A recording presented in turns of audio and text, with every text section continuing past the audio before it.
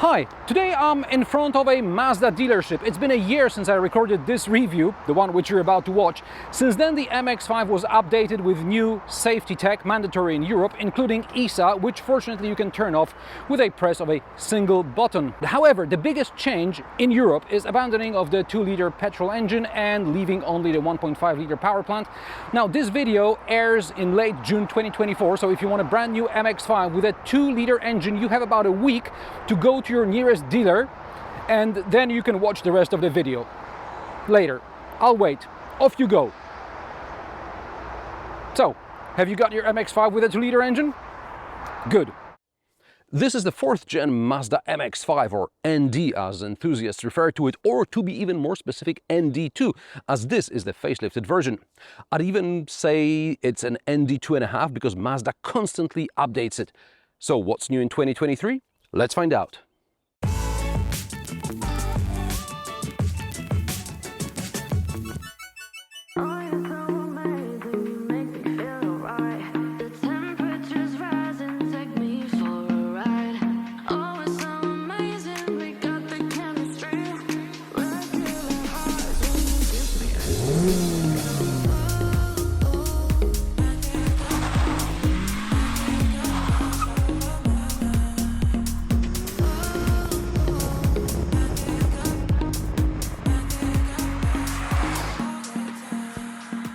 Mazda MX-5 is a roadster launched in 1989, and it's not just any roadster. In 2016, Mazda announced it sold 1 million examples of this small sports car, and more than a dozen years earlier, the MX-5 became the world's best-selling roadster when sales topped 500,000. What's behind this success story? The MX-5 was also small, light, agile, and relatively cheap. By relatively cheap, I mean priced as a well-specced compact hatchback, not even a hot hatch.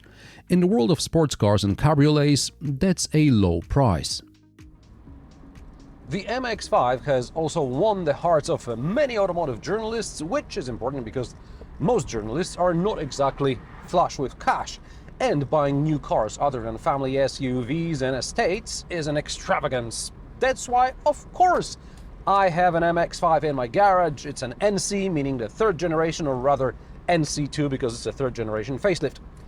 Now, why do I need a Mazda MX-5? Reviewing cars for a living makes it hard to enjoy one's own private fleet unless it's somehow special. Our Countryman and the MX-5 are cars we enjoy going back to, and I can't afford a sporty BMW or a Nissan Z. At the time we decided to get the MX-5, the GT86 wasn't even available yet, not to mention the GR Yaris, which I would consider today. Formally, this car belongs to Anna, who's usually behind the camera, but she lets me drive it quite a lot. So, as a person who drives the MX-5 NC a lot, many of my comments about the ND will be in relation to the previous generation. When I first reviewed the ND in 2016, I liked how the engine behaved almost as it was a turbo. It picked up revs from 2,500. In my MX-5, you have to drop a gear or be very patient. After the facelift, 24 more horsepower was added, and now the MX-5 has 184 horses.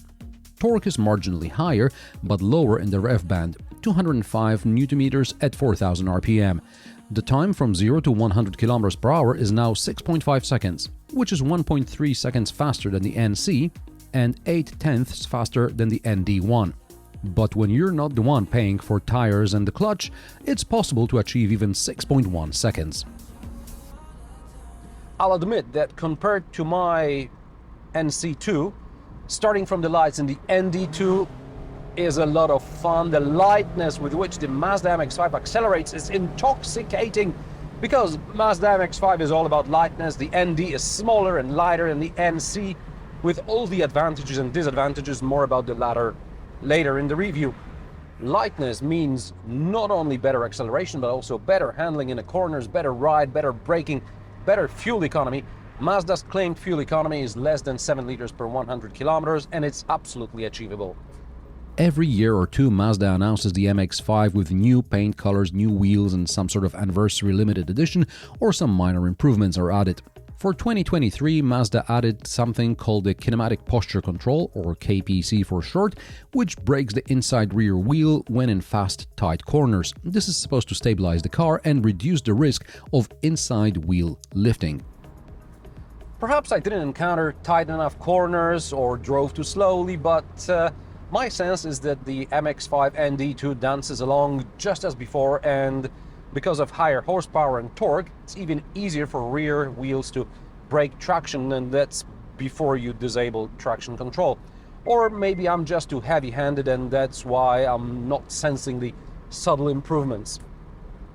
Regardless of the KPC, the MX-5 is still a lot of fun to drive, and anyone who's got some 36 grand lying around for a weekend toy should check it out.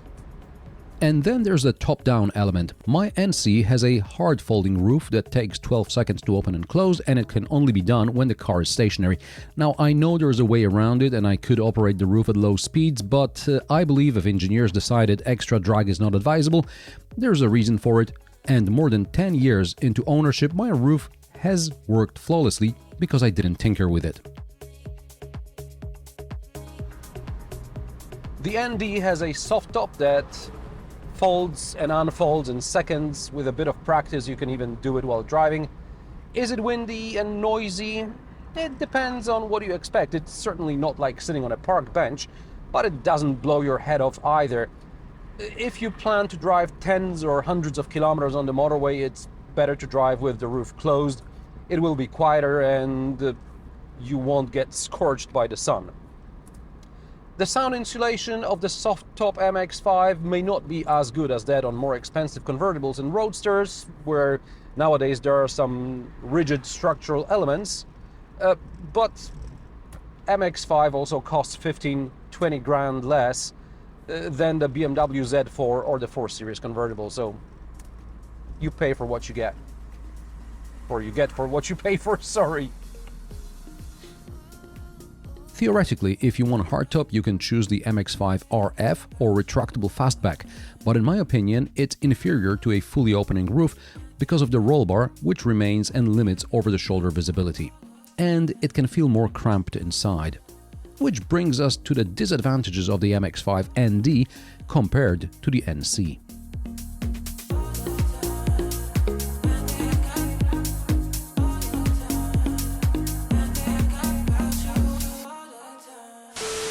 Too many ads? Well, I'm sorry, but do you work for free? This is how I make a living. But you can become a channel member and get to watch my reviews ad-free, and there's early access to new videos as well. So click join and, well, thank you to the members who are already supporting me. The ND is substantially smaller than the NC, and therefore it also feels tighter inside.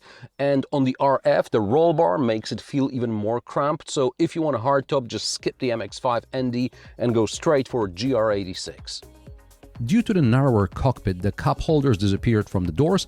There are also no nets on the doors. The cup holders have also disappeared from the armrest, which is not a big issue. In the NC, they mainly get in the way when shifting gears. Instead, there are detachable cup holders that can be fixed between the seats, or one of them can be on the passenger side where the passenger will hit it with their knee. Whether detachable elements in an open-top car are a good idea or not, I'll let you decide for yourselves. Drop me a comment below. Clearly, Mazda's designers decided that the MX-5 is met with such sympathy that no one will steal anything from it, unless, of course, it's the entire car. There is no glove box. There is only a storage compartment between the seats that's lockable, and two non-lockable ones behind the seats, good for some kind of jacket or hat for colder or sunny days. The infotainment system dates back to the previous gen Mazda 3. It is rumored that the infotainment system from the current generation Mazda 3 is due in 2024. We'll wait and see. USB ports are still USB-A, and they are needed if you want Android Auto connection. But the place for the phone next to the gear shift lever is pointless because when you set off, the phone just slides out of there. And there is nowhere to put it. The least bad place is between the passenger seat and the tunnel. Unfortunately, I can't put it on the passenger seat because the sensors in the seat are so sensitive, sometimes the seatbelt warning comes on. Another change resulting from smaller external dimensions is a 20-liter smaller boot. Instead of 150 in the NC, we get 130 liters. Now, the boot is probably not a top priority in a sports car. As long as you can fit in a helmet and a weekend bag, you're fine. But the MX-5 NC was our daily for many years. We drove this car not only on the weekends, but we also took it on longer road trips, and we sort of took it shopping. From that perspective, the missing 20 liters is noticeable. On the other hand, even we grew out of the MX-5 and we had to get a Countryman with a proper boot. Prices of the Mazda MX-5 start at €30,990 for the less powerful 1.5-liter petrol engine. The cheapest 2-liter version starts at €35,690, and this is the top-spec Homura trim. With the optional Soul Red crystal paint, it costs €40,690. I love our MX-5 NC and I wouldn't trade it in for an ND, but how many more idiots are out there who drive their MX-5 to Costco for weekly grocery shopping? The MX-5 is mostly a weekend toy, another car in the garage, and from that perspective, the ND, even with a tight cockpit, is a great car. And how do you like the Mazda MX-5? Do you own one of the previous generations, or do you have another car that gives you that weekend fun driving experience? Let me know in the comment section below. If you like my sarcastic, down-to-earth and possibly mildly amusing car reviews, join me every Friday at 3 p.m. Central European Time, and don't forget to subscribe and like this video as it helps me with the YouTube algorithm. Thanks for watching, and I will see you in the next one.